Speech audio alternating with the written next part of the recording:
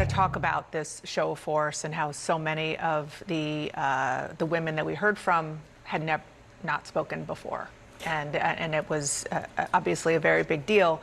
And the reason that they decided to come forward and be a part of this very large group is because they're trying to get just at least a handful of Republicans to vote with most of the Democrats on what is known as a discharge petition in order to go around the House Republican leadership and force the Justice Department to release all of the Epstein files. Yeah, and Dana, you raise an interesting point, because what we've seen also starting yesterday is that Republicans in the House, released their own volume of Epstein files through the House Oversight Committee. They're really trying to make the case to Republicans that we're doing enough. There's legislation that will be on the floor this afternoon that will kind of symbolically say the U.S. House supports the House Oversight Committee's continued investigation. They're announcing additional subpoenas. So what we're seeing from Republicans is we're doing enough already. We don't need the discharge petition.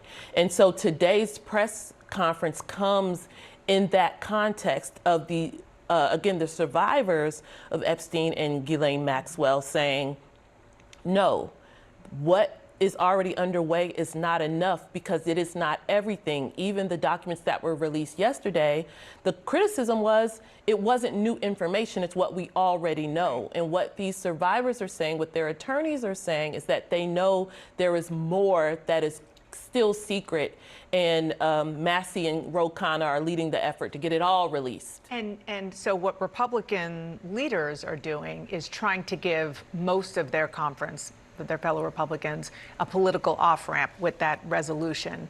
And that's why this press conference was so fascinating, because, as you said, the members, but also the lawyers and the survivors, were saying, no, don't buy it. We need everything to be released. I do want to reference what President Trump said, and you heard it live just a few moments ago, once again, as he has now many times, calling the Jeffrey Epstein thing a hoax. And want you to listen to two of the survivors specifically calling out President Trump on his accusation. President Trump, you have so much influence and power in this situation. Please use that influence and power to help us, because we need it now, and this country needs it now. Mr. President Donald J. Trump, I am a registered Republican, not that that matters because this is not political. However, I cordially invite you to the Capitol to meet me in person so you can understand this is not a hoax. So this is a Democrat hoax that never ends. It reminds me a little of the Kennedy situation. We gave him everything over and over again, more and more and more, and nobody's ever satisfied. From what I understand, I could check, but from what I understand, thousands of pages of documents have been given. But it's really a Democrat hoax, because they're trying to get people to talk about something that's totally irrelevant to the success that we've had as a nation since I've been president. And again, that was the president speaking moments live in the Oval Office, right after these women begged him to force the Justice Department to release the documents and said it wasn't a hoax. Yeah, and on top of that, this line that it's a Democratic hoax is new in the last several months. This isn't something that President Trump had been calling a hoax for years. You even heard the attorneys for Epstein survivors there talking about how Donald Trump used to be helpful to him back in 2009. And we know that President Trump had at certain points said that they should be released. All of the files should be released. Now we're in this point, it's not just the Republicans in leadership, it's also the White House. That is their line as well. The Department of Justice is doing everything already. We don't need this petition. That is what they are saying, because, of course, we heard the Massie accusation that the White House was putting on a pressure campaign on these Republicans not to sign on to this petition. There is one other part of that outside press conference that I did want to bring up, because I think it does play into the Justice Department and President Trump, which was when the survivors were asked about Ghislaine Maxwell sitting down with Todd Blanche. And it did seem as though at least some of them wanted to speak after they heard her voice, after she got this big public platform because the Department of Justice had released those tapes. And it was really emotional hearing them talk about Ghislaine Maxwell and all the things that she had put them through, in addition to Jeffrey Epstein, and comparing it to the fact that she then had this platform and that people shouldn't be listening to what she had to say because she was part of this as well. All of this is to say that whatever the Department of Justice is doing, whatever they're doing on Capitol Hill in terms of turning these over, it's not going away. And now you're hearing it from the survivors themselves, many of whom, as you noted, hadn't spoken out before, meaning that the tide is just rising. I wanted you to weigh in 1 second, but you cover this White House. You sort of understand Donald Trump and the people around him. What kind of impact is that going to have on him? I mean, I would say that you could hear the tone of his voice, not just his words, that seemed to have a little impact, but are there going to be ramifications that will make anything change? I know mean, I that's think maybe what a hard would have question to answer now. more of an impact is the fact that news networks were taking the Epstein survivors on TV instead of his meeting right now in the Oval Office, meaning that he was seeing it show up on his multi-screen that people were listening to these survivors. I also think that we've come to a point, particularly in the last several months, where it's not that the survivors themselves are the ones who are going to necessarily have an impact on him, but they are now coordinating with these right-wing fans of Donald Trump's who also want the information It was there. notable because I was watching. It was on the screens except for a screen, Not every network. a screen that has 3 letters, and it's an animal. I agree with you that the president's frustration was clear. It doesn't sound like it was frustration with the Justice Department for not releasing the information. Exactly. His frustration, that was very clear in the Oval Office today, is that he knows this is not going away. And he has which is a very odd position for Donald Trump to be in, he has no way to program this away from attention. And that clearly is frustrating him. I would also note, I mean, first of all, if you ever thought in a million years you would see like a Ro Khanna, Marjorie Taylor Greene, Thomas Massie press conference, I mean, it's just like, and so when you hear the survivors say this is not political, and you heard that was a repeated talking point here, what Johnson, as you noted, is trying to give, Massie called it a fig leaf.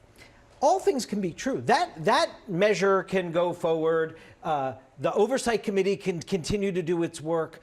But why should that negate the Justice Department heeding the call of these survivors and releasing more information? Why does that have to be one or the other? And that, to me, is the question that the administration, Pam Bondi and Donald Trump, will need to answer. Yeah, I mean, the Justice Department, or the president has said over and over again, we want to protect people. Well, it's hard to imagine anybody more important to be protected than survivors, and you have them all out there saying, yeah, you can redact to protect people like us, but we want the information out. Okay, Manu Raju was at that press conference. As usual, asked them some important questions. Manu, what are you hearing about the reaction now in the building where you are? Yeah, I mean, look, I just walked in the building at this rather intense, very emotional press conference, and I just caught up with Marjorie Taylor Greene, who, as you noted there, is playing a key role in all of this. Someone who's been a Trump ally for so many years, one of Trump's closest allies in all of this. And I asked her about the warnings that are coming from the White House. We heard one coming from an anonymous White House official last night saying that signing on to this effort by Thomas Massie to force a vote to release these Epstein documents would be a hostile act. She responded to that, and she also pushed back on that criticism, and she also revealed, Dana, that she had a conversation with Trump about this issue today. And this isn't a hostile act towards the administration. The hostile act has been against these women for so many years now.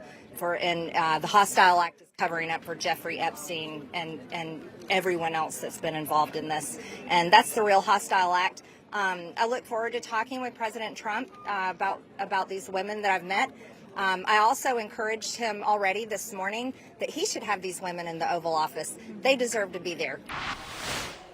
But the ultimate question is this going to change the calculus, move the dial at all on Capitol Hill? And it's just really not clear yet. I can tell you before this press conference, I talked to a lot of the Republicans who are in line with Massey on this effort, actually want the release of those files, want more disclosure from the administration, but they're also very close to Donald Trump, some of the more MAGA Republicans in the House GOP, and they simply are not yet ready to buck the president. They're saying they want to weigh this information that has come out last night. They're approaching this very, very carefully, and frankly, worried about the political blowback that could occur if they do sign on to this effort. And as Massey noted in this press conference, there are just 2 more Republicans who would need to sign on to this effort to put this bill on the floor of the United States House. And it's not clear if those 2 Republicans will ultimately go there. Some Republicans, though, did indicate to me, though, Dana, that they wanted to watch this press conference before deciding how to proceed. So we'll see if Massey is ultimately successful here. But interesting moment there with Marjorie Taylor Greene saying she's taking this directly to Donald Trump, who's made clear what he thinks about all of this. So interesting. Everything that you just reported is really interesting, including the fact that you had members saying that they wanted to watch. We'll see if those survivors changed any minds. Thank you so much, Manu. I really appreciate it.